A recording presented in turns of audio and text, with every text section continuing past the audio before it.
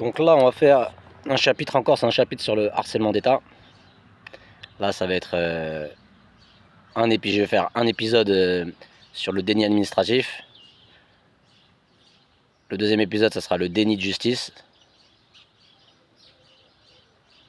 Et le déni de service. Donc là, on commence par le déni administratif. Quand tu es harcelé par l'État, toutes tes démarches administratives sont soit ralenties, soit... Il y a toujours quelque chose qui cloche.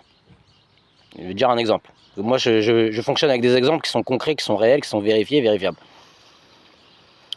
Je suis touché, depuis que je suis harcelé, j'ai la restriction économique, je vis en réalité de ce que l'État me donne en réalité. Je peux pas faire plus, je peux pas faire moins. Après, quand t'es religieux, c'est le créateur des cieux et de la terre qui te donne le strict minimum pour manger, pour boire de l'eau, manger une banane, un petit bout de viande, un petit t-shirt, etc. Quand t'es pas matérialiste, mon objectif c'était pas de rouler en Ferrari, quoi, tu vois. Enfin, bref.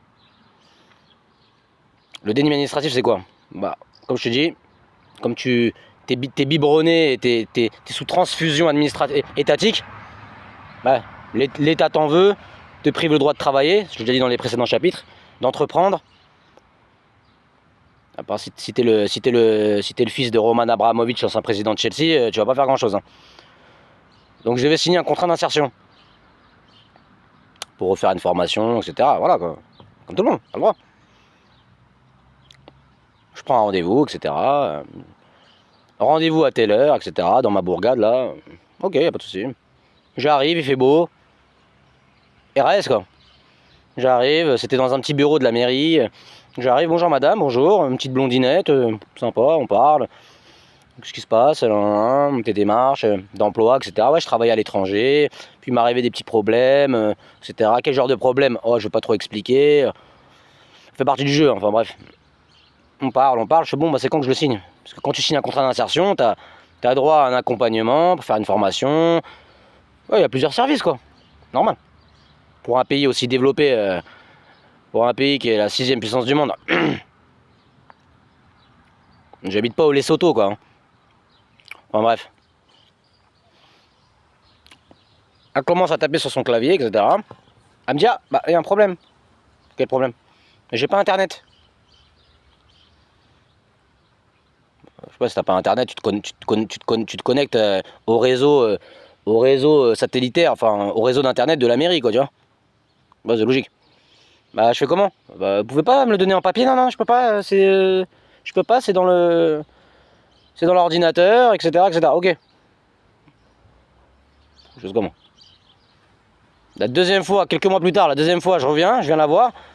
Pareil, il y a un problème encore. Son ordinateur il bug. Et là, c'est pas la mairie, hein, c'est dans ses bureaux. La troisième fois, elle m'appelle, elle me dit là, je vais t'envoyer un code. Tu pourras te connecter quelque part et tu pourras signer ton contrat d'insertion. Ça fonctionnait pas. J'attends, moi j'attends qu'elle me rappelle. Ouais, bonjour monsieur, là ça fonctionne. Venez à telle heure, vous allez signer votre contrat en papier, format papier, etc. Ou format numérique. J'ai attendu pendant des mois et des mois. Ça faisait, après, ça faisait plus d'1 an même. J'envoie un message, bonjour madame, je comprends pas. Parce qu'en même temps que tu fasses tes démarches administratives, etc., tu te fais traquer du matin au soir. Hein. Enfin bref. Quand t'as regardé les précédents chapitres, etc., et t'es toi-même victime de ça, tu commences à comprendre ce que je te dis.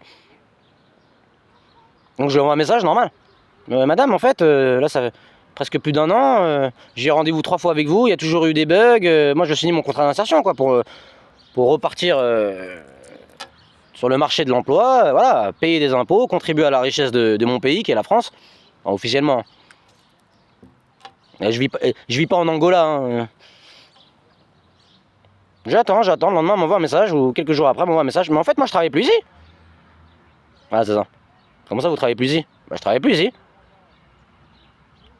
Fallait me le dire avant, hein. Je travaille plus ici, j'ai démissionné, enfin j'ai changé de travail, etc. Enfin bref. Je revérifie, je tape son nom, c'est une prof de yoga dans les entreprises. Je sais pas, enfin, bref. Je rappelle, etc. On me donne un nouveau conseiller, etc. J'arrive, il me donne un rendez-vous, monsieur, je peux venir. Dans telle ville, je peux pas, j'ai pas trop d'argent, etc. Ok, bah je viendrai dans ta ville, etc. Ok. Le rendez-vous est fixé, j'arrive. Je dis bon, mes problèmes c'est ça, marcher, faire des formations, tatati tatata. Parce que c'est comme un genre de, c'est un conseiller social en réalité. Et là pour voir si tu as des problèmes avec tes factures et les problèmes comment t'insérer, etc., etc.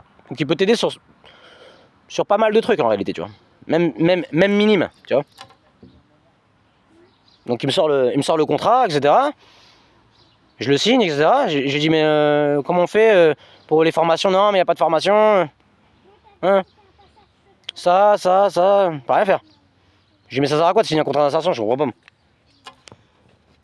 Il m'a dit quoi déjà? Il me dit c'est pour maintenir tes droits. Ça rend marrant quoi. C'est pour maintenir tes droits. Je dis mais monsieur, je vis déjà des minima, enfin des minima sociaux, ce que l'État me donne en termes de dans le domaine du social. J'aurais pu rester tranquillement dans mon appartement à toucher l'argent et voilà quoi.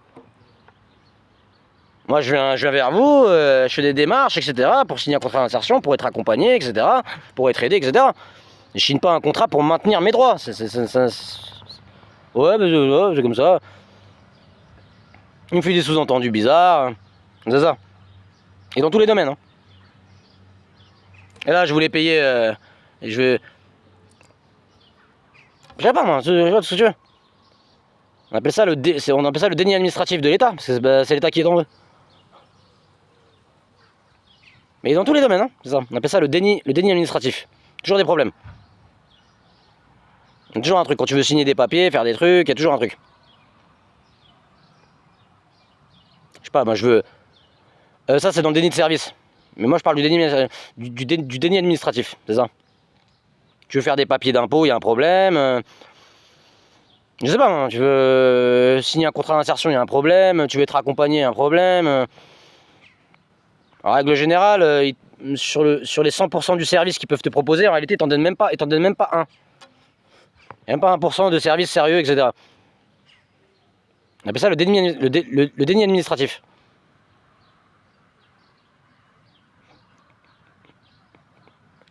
C'est vérifiable ce que je dis. Mais des exemples, je peux t'en donner des milliers, mais là je te donne un exemple frappant quoi. C'est frappant. Ah, c'est logique.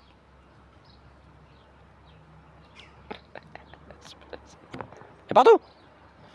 Tout le temps comme ça.